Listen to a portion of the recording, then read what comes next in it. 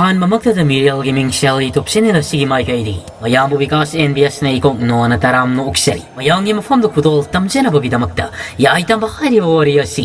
ꯁꯇ꯭ꯔꯨꯀ 38 ꯁꯨꯕ ꯁꯔꯨꯛꯗ ꯄꯨꯗꯨꯅ ꯂꯥꯛꯆꯔꯤ ꯋꯥꯔꯤ ꯑꯁꯤ ꯀꯔꯤ ꯑꯣꯏꯔꯛꯄ ꯀꯔꯤ ꯊꯣꯔꯛꯄ ꯍꯥꯏꯕꯗꯨ ꯍꯧꯖꯤꯛ ꯃꯌꯥꯝ ꯄꯨꯟꯅ ꯑꯃꯨꯛ ꯇꯥꯃꯤꯟꯅꯔꯁꯤ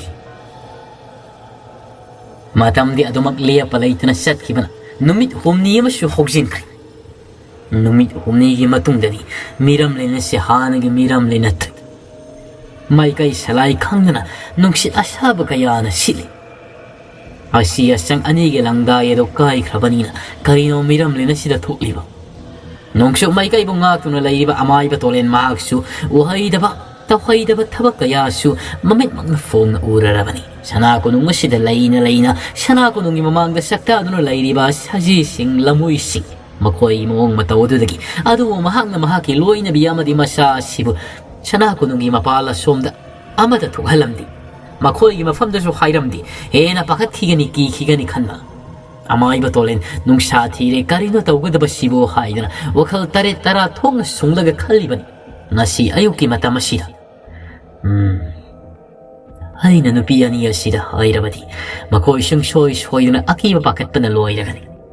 ꯑꯗꯨꯒ ꯑꯩꯒꯤ ꯏꯆꯥꯅꯤꯄꯥ ꯊꯋꯥꯏ ꯂꯥꯛꯄꯁꯤꯁꯨ ꯃꯊꯣꯡ ꯍꯨꯛꯇꯕ ꯑꯉꯥꯡ ꯑꯃ ꯑꯣꯏꯕꯅꯤꯅ ꯂꯥꯛꯅ ꯐꯅꯕ ꯑꯃꯨꯛ ꯋꯥꯔꯛꯀꯅꯤ ꯀꯔꯝ ꯇꯧꯁꯤꯒꯦ ꯑꯁꯤꯕ ꯍꯥꯏꯕꯗꯨꯃ ꯂꯩꯔꯔꯣꯏ ꯌꯦꯡꯉꯣ ꯑꯩꯈꯣꯏꯒꯤ ꯁꯅꯥ ꯀꯣꯅꯨꯡ ꯑꯁꯤꯒꯤ ꯃꯃꯥꯡꯗ ꯂꯩꯔꯤꯕ ꯁꯖꯤ ꯑꯁꯤꯕ ꯀꯌꯥ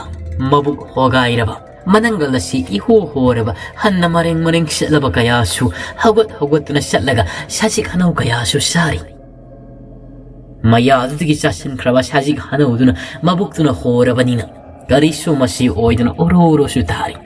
ꯂꯝꯍꯨꯏꯁꯤꯡ ꯑꯁꯤ ꯐꯥꯎꯕ ꯃꯆꯤꯟꯖꯥꯛ ꯑꯣꯏꯅ ꯆꯥꯔꯝꯕ ꯁꯖꯤꯁꯤꯡ ꯑꯁꯤ ꯆꯥꯕ ꯀꯤꯗꯨꯅ ꯃꯅꯤꯡ ꯍꯟꯗꯅ ꯈꯣꯡ ꯍꯣꯡꯗꯨꯅ ꯆꯦꯟꯅꯔꯤꯕ ꯃꯁꯤꯕꯨ ꯀꯔꯤ ꯃꯇꯧ ꯀꯧꯕꯒꯦ ꯁꯨꯡꯁꯣꯏ ꯁꯣꯏꯗꯅ ꯇꯝꯊꯤꯕ ꯃꯑꯣꯡ ꯑꯃꯗ ꯑꯁꯤ ꯂꯩꯕꯥꯛ ꯑꯗꯨ ꯀꯥꯏꯔꯝꯂꯒꯅꯤ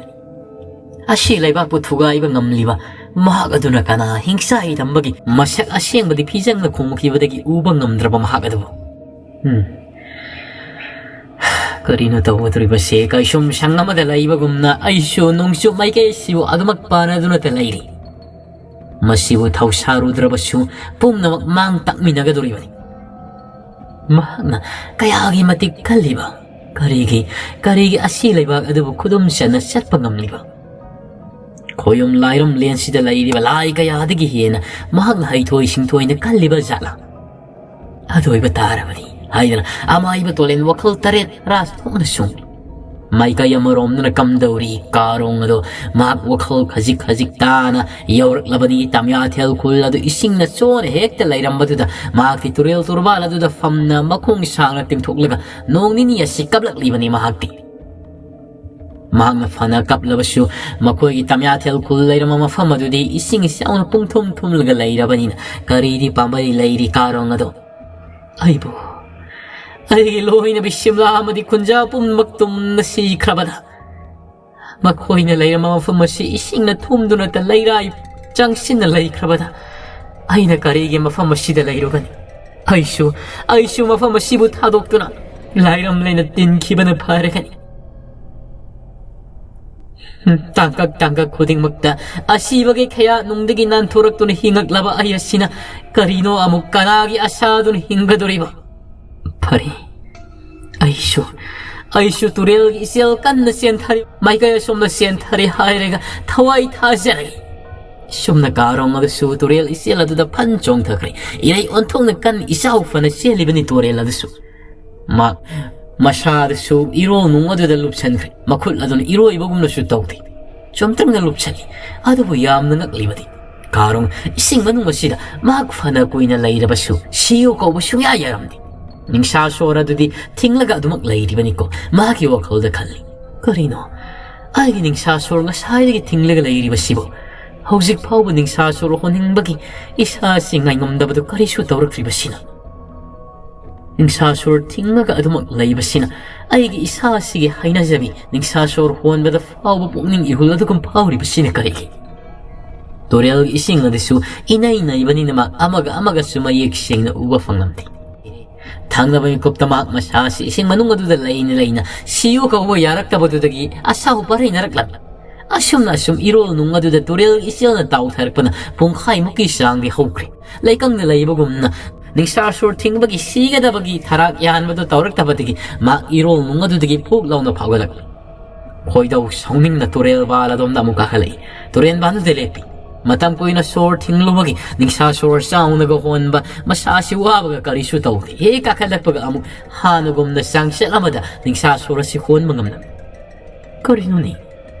ꯃꯁꯤ ꯑꯁꯤꯕꯨ ꯀꯔꯤꯅꯣ ꯑꯩꯒꯤ ꯏꯁꯥꯗ ꯂꯥꯏꯒꯤ ꯃꯇꯤꯛ ꯃꯤꯌꯥꯏ ꯆꯦꯟꯗꯅ ꯏꯔꯣꯜ ꯅꯨꯡꯗ ꯂꯩꯕ ꯉꯝꯕꯒꯤ ꯅꯤꯡꯁꯥꯁꯣꯔ ꯀꯨꯏꯅ ꯊꯤꯡꯕꯒꯤ ꯃꯗꯨ ꯆꯦꯟꯕꯁꯨ ꯅꯠꯇꯦ ꯑꯗꯨꯒ ꯏꯔꯣꯜ ꯅꯨꯡ ꯑꯁꯤꯗ ꯑꯩꯅ ꯅꯤꯡꯁꯥꯁꯣꯔ ꯀꯨꯏꯅ ꯊꯤꯡꯕ ꯉꯝꯂꯤꯕ ꯀꯩꯗꯧꯔꯕꯅꯣ ꯑꯩꯒꯤ ꯏꯁꯥꯁꯤꯅ ꯀꯥꯔꯣꯡ ꯃꯍꯥꯛꯀꯤ ꯃꯁꯥꯗꯨ ꯇꯥꯞ ꯇꯥꯞ ꯄꯥꯏꯔꯒ ꯌꯦꯡꯉꯤ ꯀꯩꯁꯨ ꯇꯧꯗꯦꯗ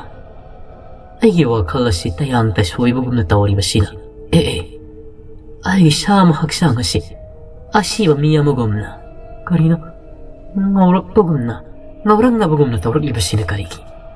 이싱가 다르가 씹으며 여먹음나 가롱 답답바이르기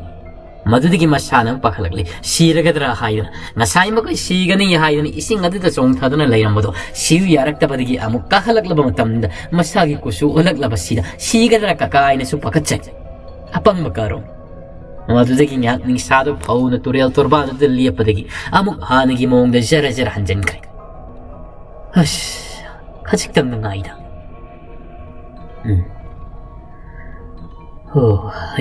이싱가 꾸이는 룩룩이 오이런바타이 아두가 마시기 토레ල් 이싱가 시수 아토파 토레ල් 이싱가 카리슈 마나다바 슈ම්네 레이링아이다 가롱기 마마앙 막대다 가리곰바 이팟팟라바 마탐 꾸이나 아시바 학상 라이능가 품루바 아무금 마삼두수 파라파라 라오리바 땅강땅강나 샤루은 차꼽나 이로 농득이 푹 라우나 파골락라가 자라자라 따우타기 가롱 캉프리 캉나 마닝가 돔다 한도이 이 거리나 호주기 두대 라이딜라 나티 어디디 거리 아시바 학상 나트라니 아시바 학상 그다이기 아시바 학상 아시 미홀 타오가 수르 드레나 아이디야 니피기 상황 사반수 말리니 시우 시랍니다 예 이로 농시다 레이링아이다 마시우 아이나 타고 파이르가 콘실로로 나돔 타우타 그래드나 토레기 이릴라 숑다 아이나 호식 레이리바 시부 그다이 와이드 담야텔 쿨 레이리바 마파마드기 카라디 나타이락라 말이 파리 마파마시다 아이기 아이 실리나우 이몽 모농 아마디 혼자 뽐나박 돔나 시람가니 하이바 시마슈 아이 타시락트리 아드디 아이 호식 그다이 셋가다바 파리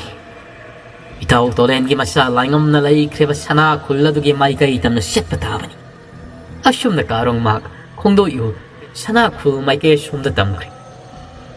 막나리 캉제다버기 와니 아시 통아도 가이크리 하이바 하느기 몽 오이람라바디 가롱 이싱 아두데 이락나더러 놈 시람라게다바니 아두부 막 시드리버기 마람디 아시바 하이브도 미람레나 시다 호식 레이트레 하이드나 딱바니 아시바시 레이타바 카트나트나 동안 몽 가야니 미람레나 시다 오이락리바 다이방 세비바 마포 마학나수 뿜나마가시 마하키 구마야 모이나 사나리바니 마샤마나이 오이바 다이방 미오이바시나 가람나 마시부 샤오모 요미 야라키 가리고 마탐다 다이방 미오이바시 마코이기 뇽시지라바 가나곰바 마시부 마탐다디 헤ꯛ다 오 공의 시자라기 하이바기 마타곰나 까피 힝한비유 시한비그노 하이드나 땡타나 오이리 아두가 호식 미람레나 시다 아시바 가우보도 아마타 레이트라바 칸다 다이방 미오이바나 가리 콜라울라럭파게 까람 더럭파게 하이드나 고마이 아두부수 양닝다나 마 장잉시 타리바니 마루 오이나 미오이바 싱기 마팜다 마이가야 숑나나 감다오리 라이파리 아마디 마나이로이 어후마도 마팜아두디기 마코이 사고 그룹 타드 야암나 투나 마이가야 숑나 락리바니 마코이나 락리바시 카다이 와이두노 하이라바 칸다 마코이나 쿠둠 짠크라바 징고이 쿨 마두단 징고이 쿨라 시보 마코이나 마봉파나 쿠둠 짠바 하이브도 오이크라바니 레잉앙 샤바나 마파마시 타도쿠나 샷크라바니나 아두 마코이나 할락바기 람비야시야 쿨 호직 파우바 여우드리바기 마람디 누밋 훔니 쌍라 파우바 나농 마코이나 아삼비 람비다 샵 샷라가 레잉앙 샤바기 마콩마야 파우바 여우르키브도 마두비 람비야도 한닥티 맨만 따다바디기 마코이나 락리바시 얌나 코이토크 람비야 마두 오이나 락바니나 hꯧzik khaktada singoi khulladu yawrakli ure lamna ining thau singoi khulla sidi hekta khongsalaga darane khoibo khongsalaga dabani makhoi khulgi khunja pum namak makhoi khulla si ai khudum challabani ai khada leiraga dabani aduga ining thau ai khoina asi leba kai bagi maram urakli baduna kanada paudam gadaba lai parina adugidi kona khanasi tabung mioi ba ma oina idalli thum tanchen ba hai basina ihan hana thamgadaban ining thau asi leba kai rabadi asi leba ta leba khoyum fataba kaya dusu thadora khibugumna tau khrabadaina laingang sabana madu loina makmiram len se lak labadi ai khoi tumna siba tari ai khoi hana khudong sagadaba thabak ama paikhalawbana phaini lai parina kari thabak no paikat kadaba shumna tawbani ai khoi ase tinmu laimu singa sokpa ngamloidaba sahi kum kaya gi sara thaknaba pulap pushelaga lainungda saw yumpham chebam siamli hairaga leitha khibana pharoidre ining thaw lai parina kariyo na hangna hairi budu inaro adu kiti kirumna laigadabana tini manayoi amanang hairi ining thaw matang matamna yaraktrabadi thawai hingnaba ai khoi pamai mathang yengba tabani thiba tabani da adu haina tawgaduribasi afaba thabak amadi natti nipa thokna makhoi bu samoyong yabasina ai khoi gi ithawdang amadi oigadaba adubu karisu khoyum lai matik meya yaudaba aina karibudi ngamserubani khoyum lai ipa aduna ai ifam de lai gi matik meya idi sinaram adugi mutta mioi maraktagi ka hena ipangal kanba sarit chara thau oina sinabirammadagi masi thoklibasi aduga ining thau amaiba tolengi manakta salaga ai khoina wakal luruba tarabadi mangna sungsoi soina mateng tawbirakan lai pari mang khail nati inairoisa madum na mahaki manakta salurabadi ai diloi mahaki matangi kanglona hairi balagi lairik manududa sahi kum kaya phajindru lairurabani madudagi ai khujil khunana na thorakhibani changluba tarabadi ai mahang namna pharaga laigi lairik manududa amuk hapsin khiba soiroi aduna aina phana haining labasu amaiba tolengi manakta de ai setpa ngamloi adu oiba tarabadi ining thau lainga mamadi atopa mani makhoi de taklubana kamdauba makhoi na bu karibu haigedabano karibu khangedabano itau lainga mangoda takluragadi he na matha saningai ye masab makhoi khuladu bahuba wabna pre launa hekta yumbi yungkhom sumla khawada ngai ri itau lainga magi mafamda takluba haibasi afaba oire makhoi si nongma natraga nongmadi sungsoi soyana khangjarak matam maduda samoyong yagi haina papangal adu chanarabadi mai songthok serak lasani ining thau singoi khul yori ai khoi sang lasida asumna makhoi singoi khul aduda thausilak makhoi na hana thogla khiba amadi sangkhiba lambial aduda ni changlak libasi maikaya somunga liba lami makok ado chumtring na lep le hairaga mamit ni fam fauba makhoi di yengmak patawdi murti amagum nungna sabmi tamamagum na leptuna laikre hami lai pari amani manairoi singdo aduga sagol dudagi komthar le hairaga kari tawre ha maikaya sibunga liba lami nahani na khau yamna pongki badaina hausiki ai khoi gi ining thawna na khoi gi khulla sisu lokselle na fam tat kini ai na pakhali bro khumde to min adumak lairi hanglabani lanmi makok asinasu makhoi gi lamma silai pari na loksen khre haibado madumak na ikai khumna badu ulaklibani manairu ate iduna changsin dana ngangli sei ikai ba kaya piri lanmi makok asira lai pari na yare nahak na sado adumak irenjana layo karigi sumtring na lepdaga ai khoi lakpada masi lengna nungna sabmitam olibade ngak pigani ining thau masi ai khoi gi singoi khulna sigi chanabini chanabini mabagi matamda aina haike wado haujikti kari thokle lami mako ining thau nanaina wangang kamjau hun nangang ki sakhiba kaya dugi damaktadi nanai ai asuki matik lanjari ining thogi khong pahina kurumjari lai pari nate aduna tawrakan nipa thokadabani ngangi bawa ngakadabani ining thaw aibu pham lokthok pira doira mamangi matamdadi pham lokthok pigani haidana ining thawna haikibadaina nahat pham mase lokthok labadi kari sin pham pigani haidana aina haiki ining thaw pham asidadi lokthok piganu nupi angang ay imong munong sagay na tayo pulap ay napangjar iba tarit senja singa sinayen na doon na sabi na riba ni ining tao pamasitang dilok tukpigan. Lami mako nang nanako ay sagay na tayo pulap sabat ay hayba antok panida mani ining tao ay sagay na tayo ayaman na yumon kayo na ba singa kasukoy makoy singi ahogi matam suoy ri ay koy kulla sida 사가이 예 살라이 마나 나 샤로 마라오 나바 카라 토키 아두니드라 아이 코이나 수마마기 마탐다 하이키다브라 하이드나 하이 마두먹나 이닝 타오 사가이 샵샵 마나바 마시에 럭신다 바다기 이가 나먹나두나 아쇼야 바앙 야오버디 라이르드나 앙앙 아마타 푹다 바다기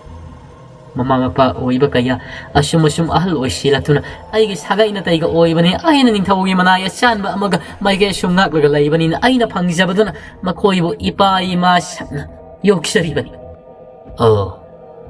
lanmi mako pari mi oibagi minungsi englaga aina mamangi matamna nak pham thalat kani haidana hai huwa dumadi kakpirabani aduga karigumba matung manao अतोप खुलदगी मफम असिदा लाक्तुना थुंगलरबा ओइरबसु नंग अमदि ननाइरो अतै सिंग असे नंग नरु हुगतना वांगांग यादि थाक्सी कासी थागोलन बेवार खंगदबनि नखोइना आइंगोंद उल्लिबा थागोलोन असिगुमना मिथुंगलेन अमबसु उत्कदबनि फगनि निंथौ ननाइ आइ यामना लांजख्रे मदु कैदों काउइदबनि सिमसु निंगसंगुने हे लानमी मको 우박이 막하 다버디 πατ버니 대방미기 막하 다버디 πατ다버니니 마시 칸나 낭악도 후갈라가 싹박이 먹다 넌 타르가 도막 쩔로 라이나 수미나 수산ገ니 낭무농 시범이 와로이 라오 이나이사 사골라시 타우셀락로 고은기 군야이 막드다 쌍시 아두가 Kari awan apa lay bagi kulsing say na kuwata na yung lay kaya menman tado na haleho do karam tawri bagi hay bagi yengsi ato paleho ribag ay gi kul ahu madugi inayro kaya kauraga mafamasibo patchana siyamkat kadaban nuka mafamasibo shu kullam oy na kunpan kadaban ay gi hana imagi pokpam oy riba koy na fam tafam oy riba mafamadu da susat le hay naga nauna kuling paling kadaban kulmari mag asidagi 미워이 가야보 아이기 콜라두다 라이나 바기다 막다 유몽가 형닝바 아이기 이동 이나닝바 가야수 이나자락샤 라이파리기 와칼라 시다 아시바 가오보 코욤 라이 마이티두나 아시아상 아마타 라이트리아 하이베도 하우직 파우비디 막마두나 보카리 오이라카다바노 하이베도 캉드리반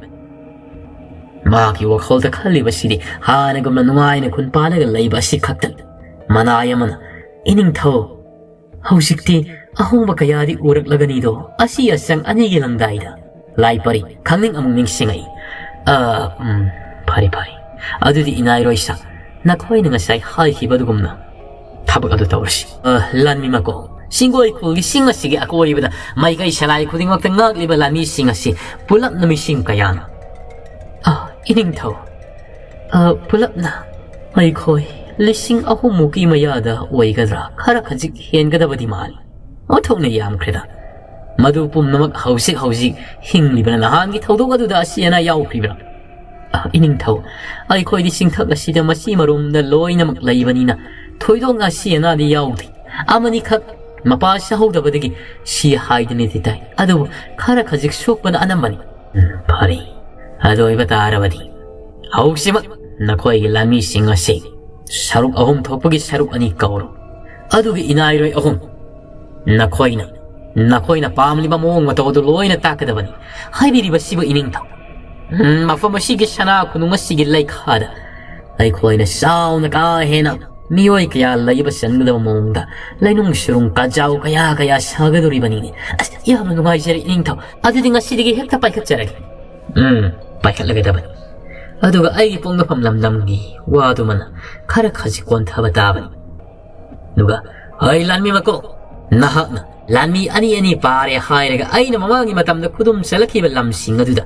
sibaw thakiyadabani makoy singsu section lainagedabani kugi manunga somda miyoy ama natraga na sakay amata fawba lamnaki karigum amata sangangano haidana nakoy na pawuk siyalugadabani aduga mafam adudagi nakhoi na kari purakani haiba simasu ai hai asumna lai pari asina mahak na loi na magthauda yaram singa sigi akoi basidasu ato batay bang mi amadi lamlagi sa kay amata matam khara di sangalak laganu khayno su khai asum tauna singoi khula sigi mayai makda lairi ba sauraba sana ko nungodagi makhagi surong to hene luthana makhoina ngasigi numit asidigi sem sana ba hokri mai kay somna kamdori sana khulani lainga mamadi api sana na ning thawmadi leimurembi oina kaya dunungai na sana khula sida leina riba awan apa amata leiradre makhoi awa saina amata khangladre adu lainga mangi mathamoyadi awa nungai kaya phumduna leiribani Thamingla na mahaki mamangda laklaga hairamba mahaki asiba haksang do poloibi aduga kari gumbada masanupi mayombigi khungul liba aduga amukna mahaki mayama mani mahaku mamangda nungai tuna ukriba madupu no moktubu ningsingna lainga masidi mathamoid da fumna wakhol nungai tuna di laijari bani mapal thongda noksabagi wan ngasi nungthilgi matamasida lainga mado haksik langdana mangola du famlega leire bani phamel fak adu Makhoi sumang thilong si isiksi miyoi kana su leiti imung adom da api sana amadi mangai ribi ani hungal leiri batu mangai laingam gi wakhal da sumne khalli ha haina karama matamda tharmengla gi apa mado magi thawai ni inna sikna leina ba madu pangthok pangamgada ba haisi ta singa mahapudi sunung nungsi da bari natti hausiksu adu nungsi badu di leeng na thamoi si leiri bani adu thamoya sida nungsiba amadagi hena hapa chandi adu ai loina bi apisana sigi nungsiba nabodi mapung phana khudum chale hairaga matamamada nungsina rami thamengla na haki nungsima seti ai gi thamoya sida yudun hosik su lairibani shato pangamdan swari da ko aise pugna maksimu pangtok loirabadi ina tana leisaba yaraga daban Sumna haina ngida apisna do masaya amna nungai rektre haina imung adom digi manai rubi anium senthore ining thau laimare mise masa nungai te mabuk asi olang unsang nawi haina tharo maru olaga leiri kari haiba parprapsang apisna no airam ni budu uri laingam singnana apisna na mabuk pairaga tharo maru oli budu apisna Nang kari kari sa silura bagi. Hai met pada morok kara henjel lura bla hai bani na koi nga sai sopsa sa ki bado. Ai na di sagano hai jaban. Ining thau hai met padu yam na sa ki jaban lai marem bi di morok su ka su ha panati. Se noi ani hom na hawalo. Lai marem bi se phamung di phansi. Kari warak pa kari thor pa hai bado tam ing na khanarasi. Api sanal di mapi soror tan khangli bado. Lainga mathamoy di pakat pa naloiraban adu pakat pa thakat pa di mapalo uthokri maki loina bisina tawri basibu karino haino mai haki matungda manai ro bising thawgal do phachana tawbadagi laimaren di apisna ado mamisin aduga nipa hayuni nangena nakta ai leirini kari tawra bage nangbo nipa aigi pokse manungwa somdagi kari gombamlan dhup dhup kauthora ko gumna tawi kari Pungnungdagi kuwang na kauthura ko gumna taway ba? Taway. Kaday. Nabok to, kachip ko galo. Na filo kara takalo yenge. Uy, api sinagi mabuk aduda, buhuk lao na kuwang masaham na kauthura nila. Langam kang prekang. Karino maside. Mamait lang kalaga yenge. Makoy manay rubi ani ohom na suki ni yenge. Api sinasi, mabuk asi ikang kang katpasunati. Karino tawri ba si buhayan, mamangi matamdagi api sinasi. Nung sugi ainda laingam ga makoy ni punsi lay punsiem kibado madudagi hoji hada tausing hairang mitam na nawahanga nga madis hat kaban adu yam na ngak ibadi mabuk asi kanghat patawdi adu maksang sila madalayram maduna matam ko irabasi api siya na masana fawo kang jadu na layrak tabung kaya hairak lagi haibado fawo kang manati laingam na ush masidiya fawa natin na Ay inairu bisa na koi na seksin na siya naramulay marembisi. Ay kudakta, kaday dono ining tau sepi gada ba? Ay koi kijaye. Ay kiyagano. Na koi mapaltok lang ano seksin na layram. Ay koi akloy. Hay dono lang. Kul asya mapatra mapay dono. Maksen.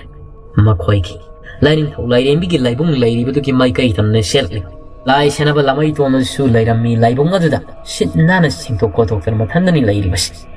prap laingam na laklaga kola ma pairigi iput lairiba dom sesin thibaduda ining thau kayu birabagene hathu lakpiribasibo khomde laingam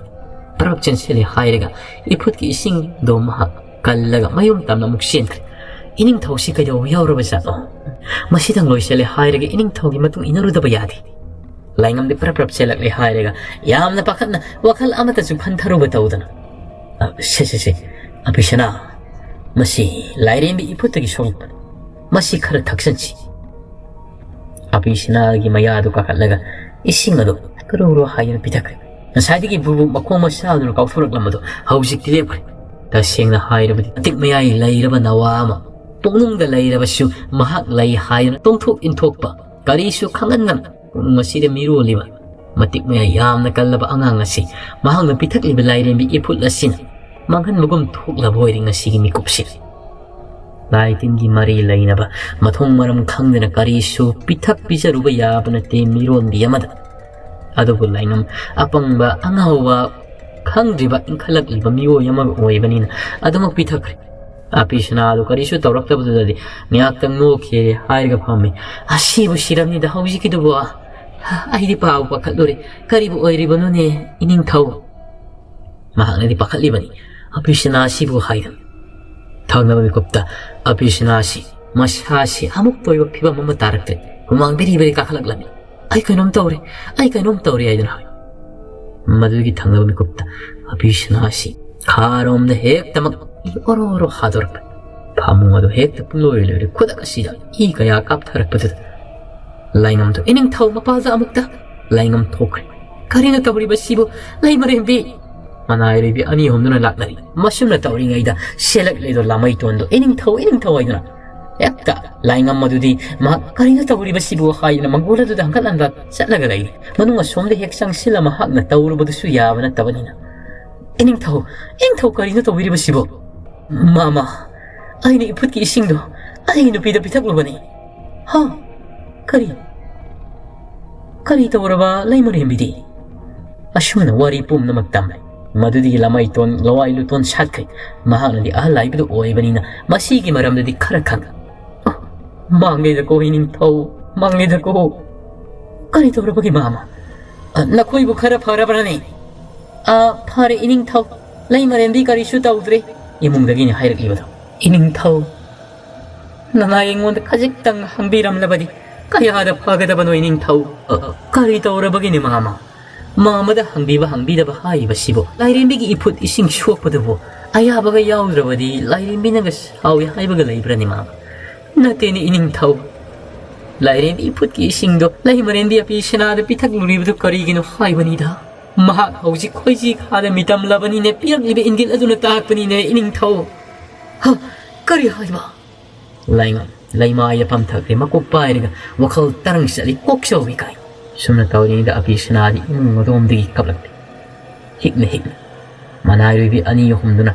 hatraba manglaba singida loina maninga sonu puraga mafam saba amada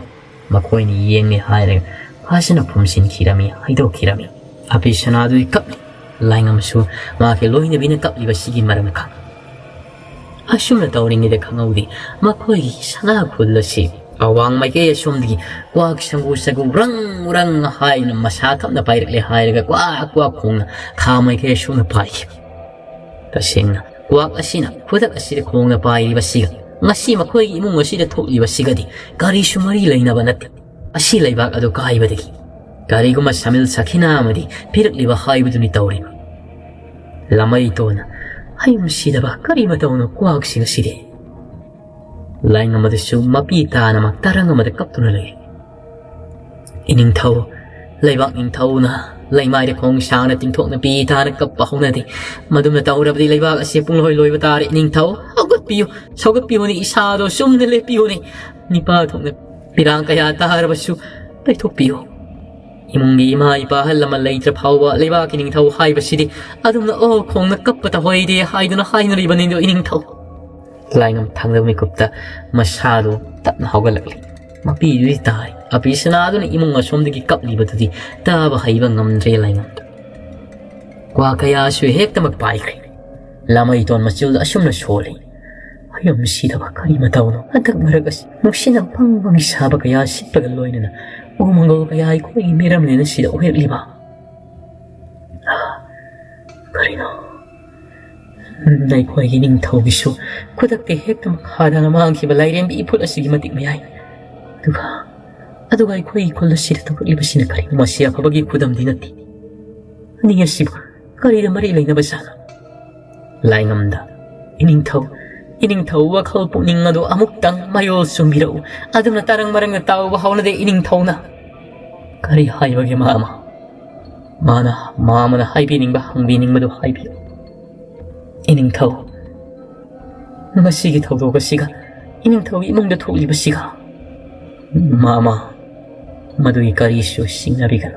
ay na khangi ay gi sa sida su khangali aniyasi mari kari shu hinati kalen gi sara manung sa sida kwak singa sikhang mangam dabari mai kay amada pai ki basoi na oirini mama kari shu na sumbi kan matama sida mari makoi kul ni pi kaya laingam gi magim da sang selak lami atuga kari gi na hausi dubu kwak na lana pai ki basi mamangi matam da lairamba ahan matam ya thel kulla du sumatoi na tauki anirak shu tam ya thel kulla du tauki afaba kudam sangdam ni fangki di ani subagi tamya thel khulda asimna su tauki adu kulla du kari su afaba oi ki di ana khulda khulmong laklaba matungda kulla du anu mak puntak lan sigi haina paudam le laingam na ahlamal singsu amuk ta puning phathabiyo kari su thoidok na asoenga mamata yauroi kwak na khung libasidi sa sabadi ga saba khangam da ramai kai hong na pai bo irangmani shumna tawring ida laingam gi masada so asaba nungsin brang hai na kum selaklan laingam tu khang sing sung wangam du sakli imong adom na kapli apis lagi manakta lakli bini pi kaya su sangkri laimari misin na kapli basibu kay gino laimari be din kaudra laingam masada kari gumba hai fang khang da itil lamadi fauki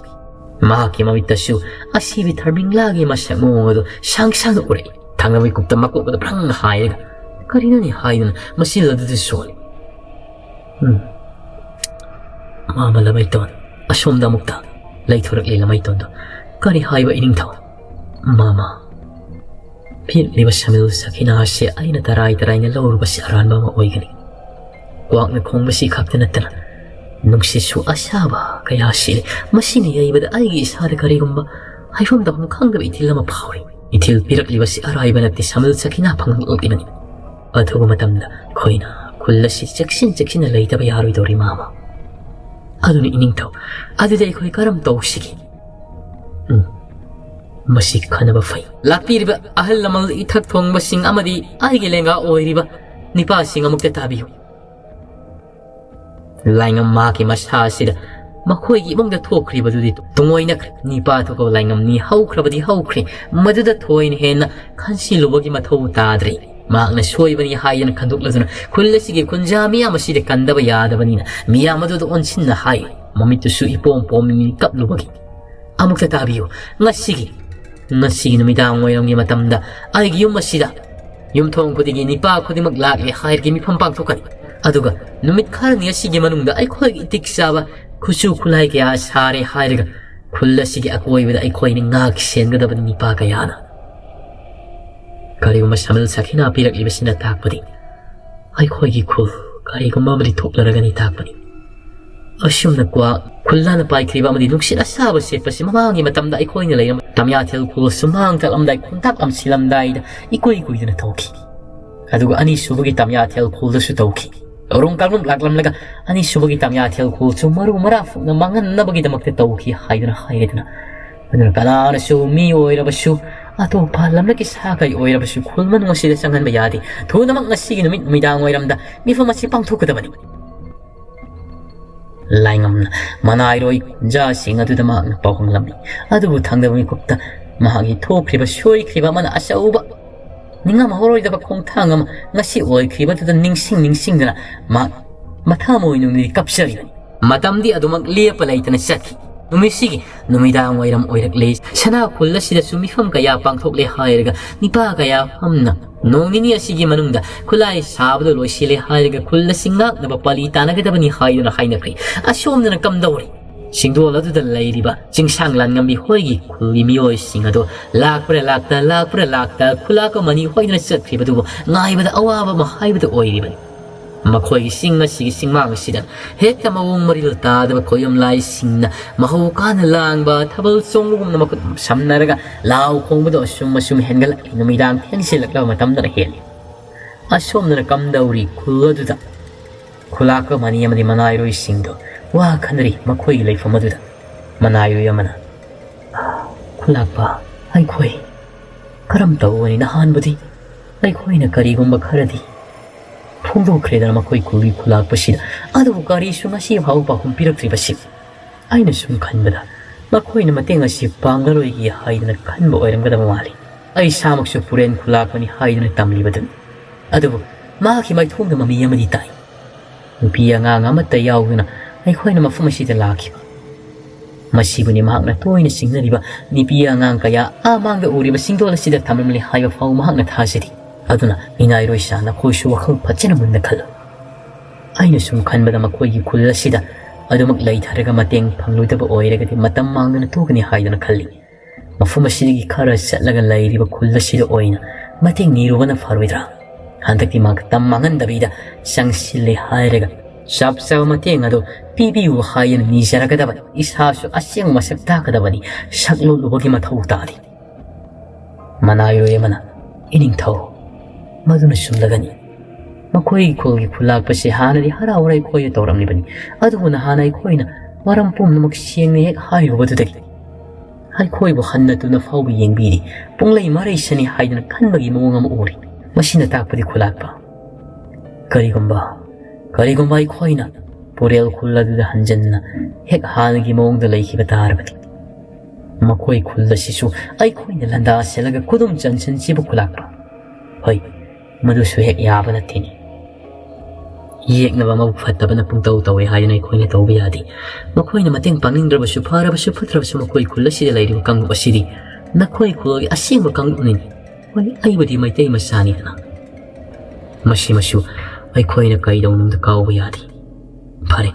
ꯉꯁꯤ ꯅꯨꯃꯤꯗꯥꯡꯒꯤ ꯃꯇꯝ ꯑꯁꯤꯗ ꯑꯩꯈꯣꯏ ꯃꯐꯝ ꯑꯁꯤ ꯊꯥꯗꯣꯛꯂꯦ ꯍꯥꯏꯔꯒ ꯃꯁꯤꯗꯒꯤ ꯈꯔ ꯆꯠꯂꯒ ꯂꯩꯔꯤꯕ ꯈꯨꯜ ꯑꯁꯤꯗ ꯃꯇꯦꯡ ꯑꯗꯨ ꯅꯤꯔꯨꯔꯁꯤ